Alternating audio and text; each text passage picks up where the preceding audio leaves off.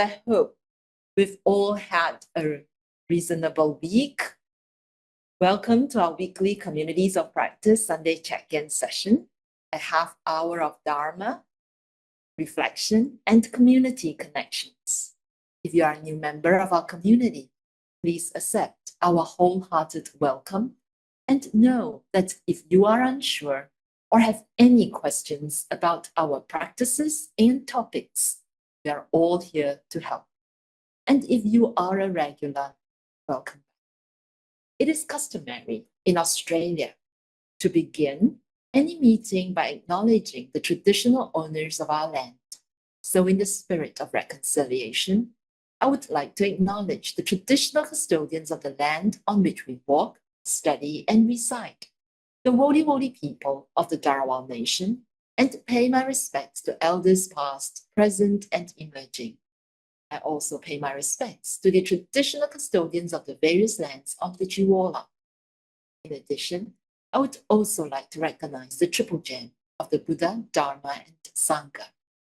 Together, they make up the lineage, philosophy, and community of Buddhism that I embrace to deepen my engagement, reflection, and investigation. The check-in sessions have been developed by our Communities of Practice team and the entire community. These sessions aim to develop a reflective practice in response to changes. Guided by humanistic Buddhism, we would like to cultivate our practices and build memorable friendships. Over the next few months, you are invited to meet some authors of a recently published book, Cultivating Compassion, Going Beyond Crises. You may download the free e-version from the Peter Lang website. The web link is on this page. It is with great pleasure that I introduce our dear friend Meg Hart to introduce her book chapter on Bodhisattvas in Action, Turning Crises into Sacred Leadership. Over to you, Meg.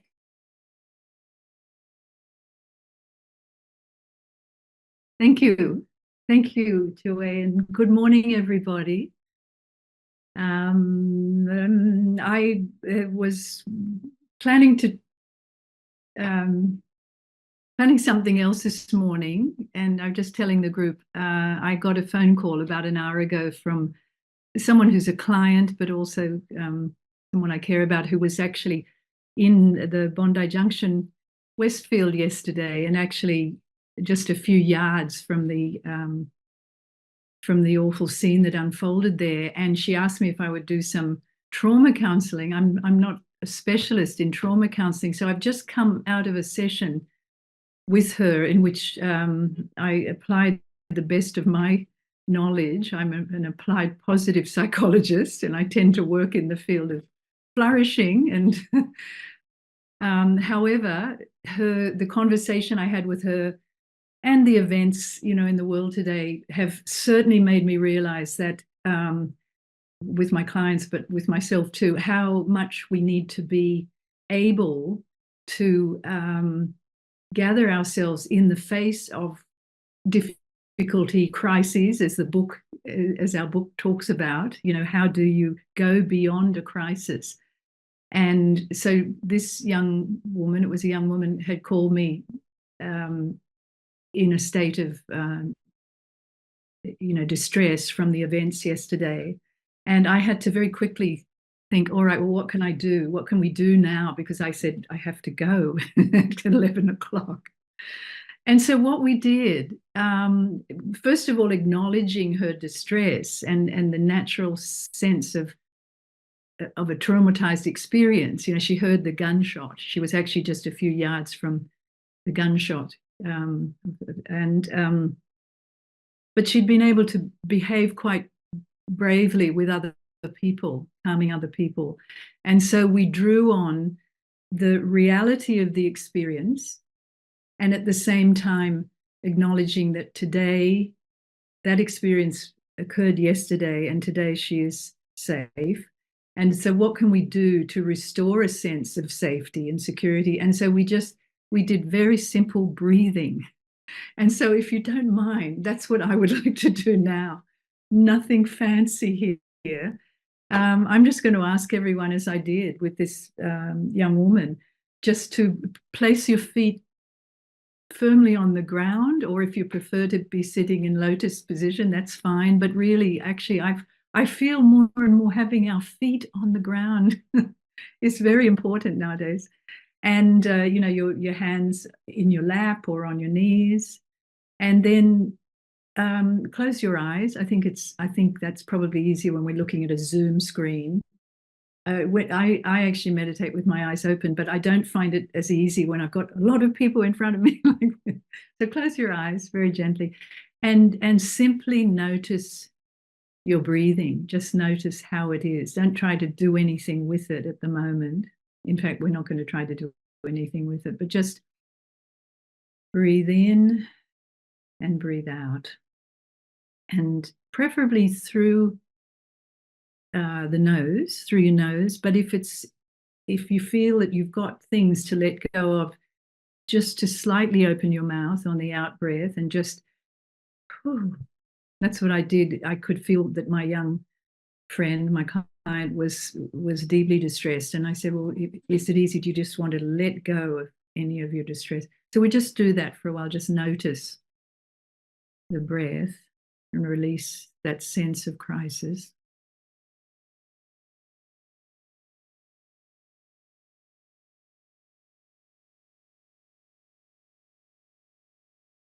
And pay particular attention to the out breath. This is the breath that can really restore us to a sense of safety.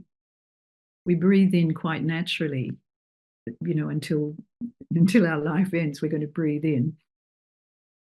It's the out breath that can actually bring us calm and restore comfort. I'm sure you're aware that when we breathe in, we actually arouse the sympathetic nervous system, which is the nervous system that gets us on alert and ready to act, whereas the out breath arouses the parasympathetic nervous system, which is the relaxation response of the body. So it's particularly powerful, and we need both these systems to be in balance, but the out breath can help us restore a sense of calm to our nervous system, and so to our mental state as well.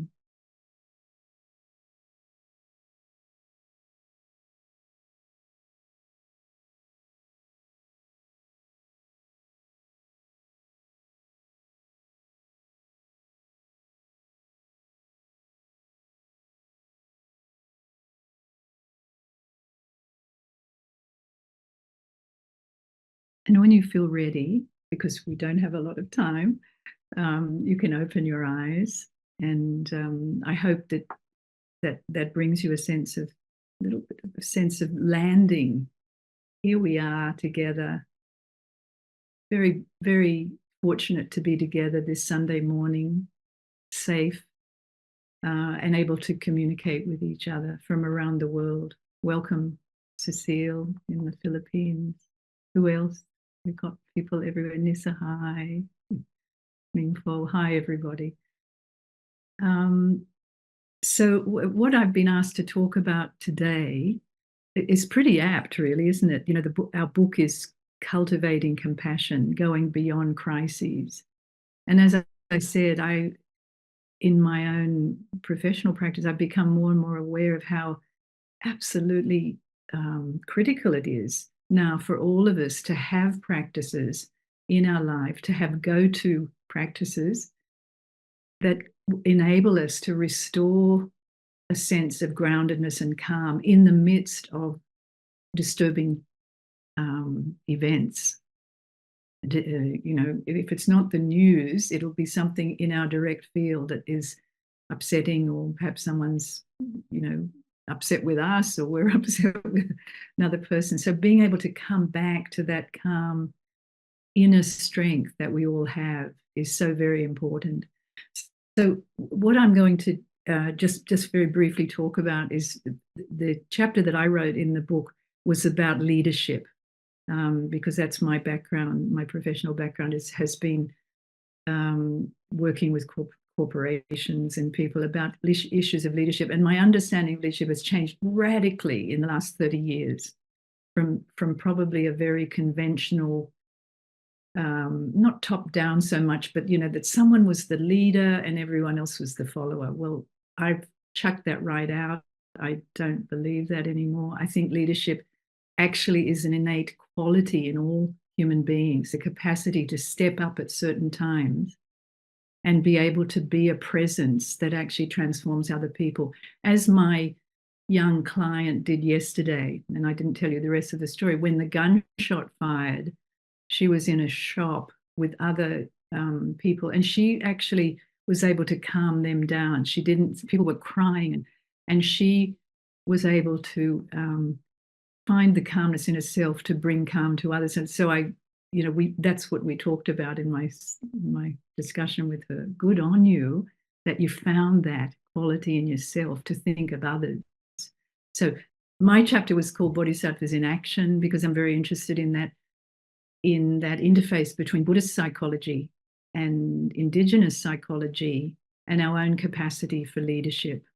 And so I was exploring how in Australia, I talked about, we're very fortunate in Australia because we could actually reimagine leadership if we had the imagination to do it. I'm not sure that we do, but we can, as individuals, think about leadership differently because we have these traditions of our own, of indigenous wisdom, plus what's been imported, from our Asian neighborhood, Buddhism, and I have to say Islam, and other traditions of leadership, which is really what spiritual practice to me boils down to.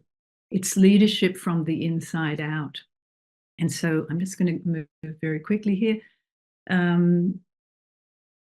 I had studied the work of Dr. Janara Goring, who wrote a marvelous thesis called The Road to Eldership, How Aboriginal Cultures Create Sacred Leaders. And she talks about sacred leadership as having a presence that transforms people. And in Aboriginal culture, eldership is not by election or by appointment or by some transition plan or something. It's actually comes through people who have mastered practices of humility and managing their ego in relationship, being able to resolve conflicts and create cooperation and unity. And most of all, and this is a quote from Janara's thesis, it's a way of knowing and being and doing where your qualities and your values are lived in thoughts and words and actions consistently.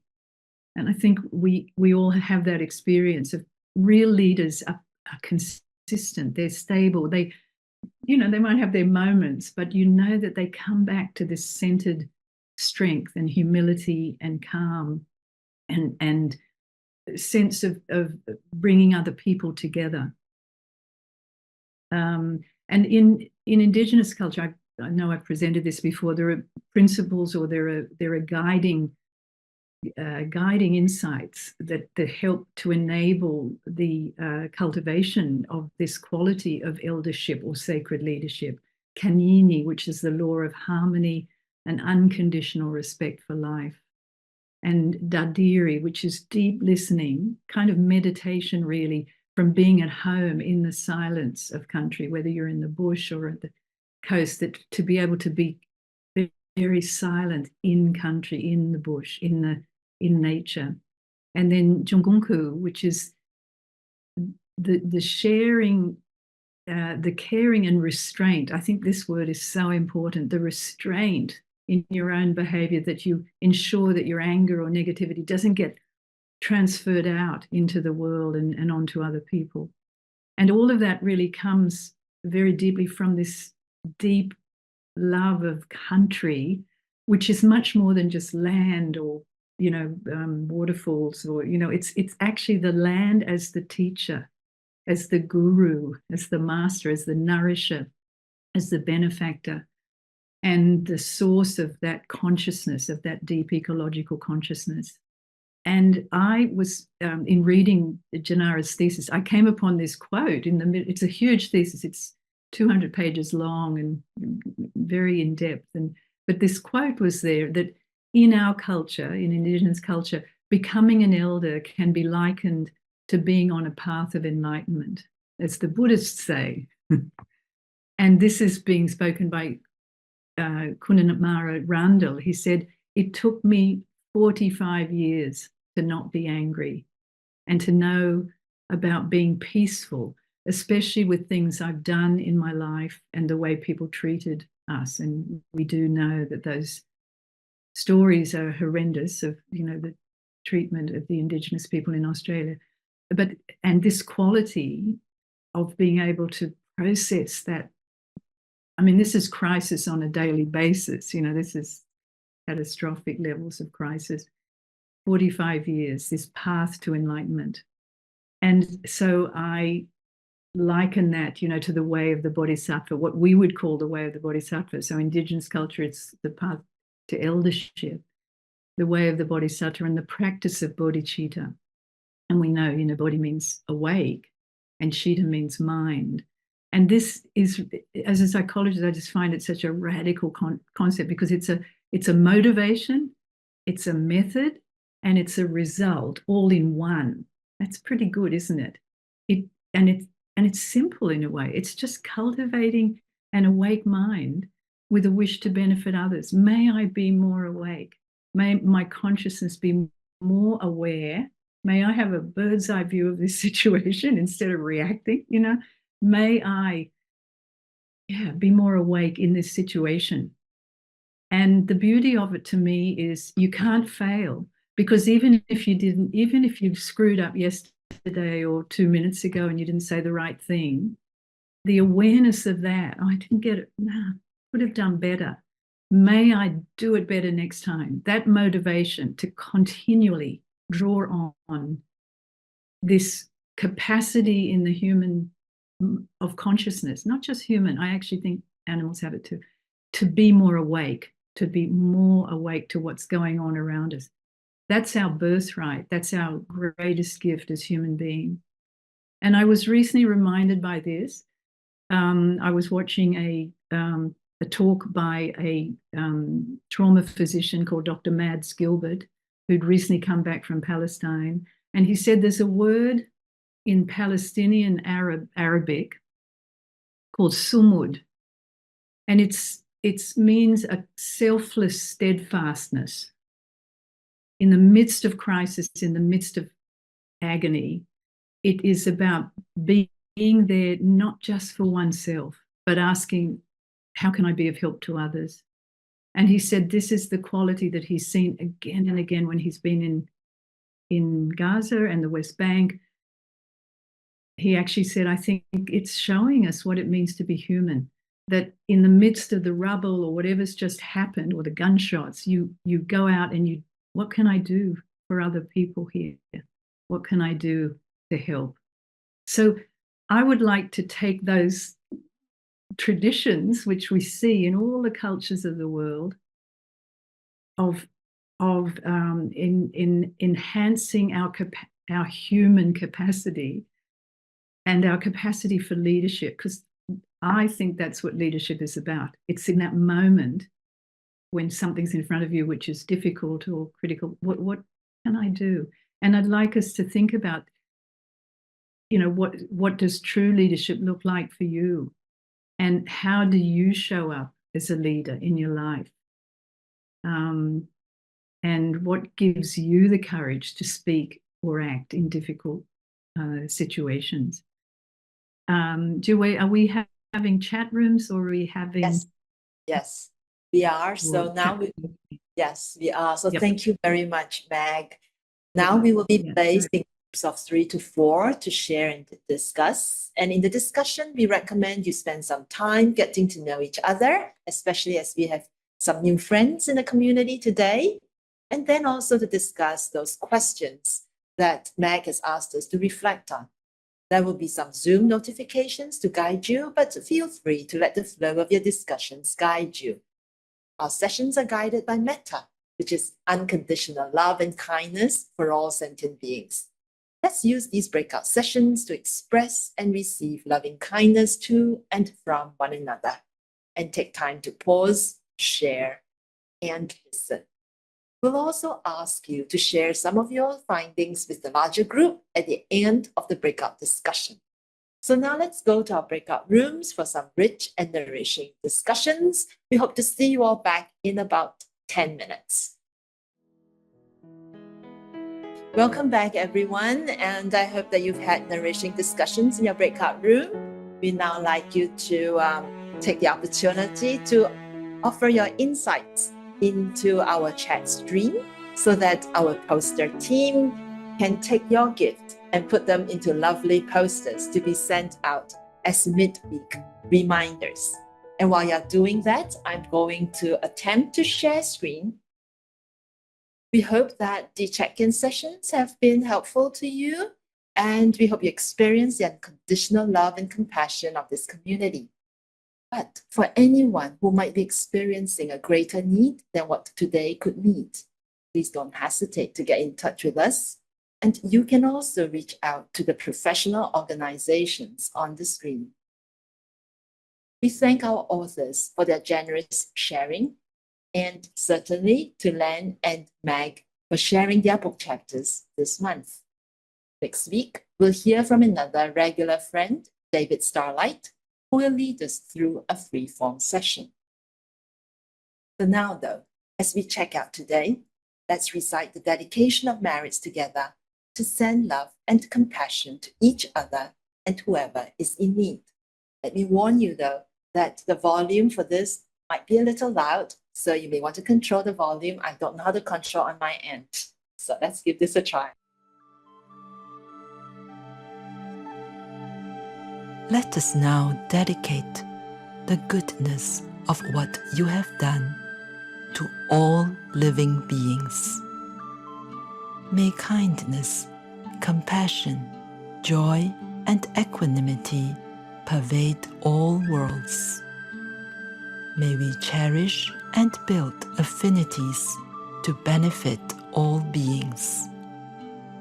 May Chan, Pure Land, and precepts inspire equality and patience. May our gratitude and humility give rise to great vows.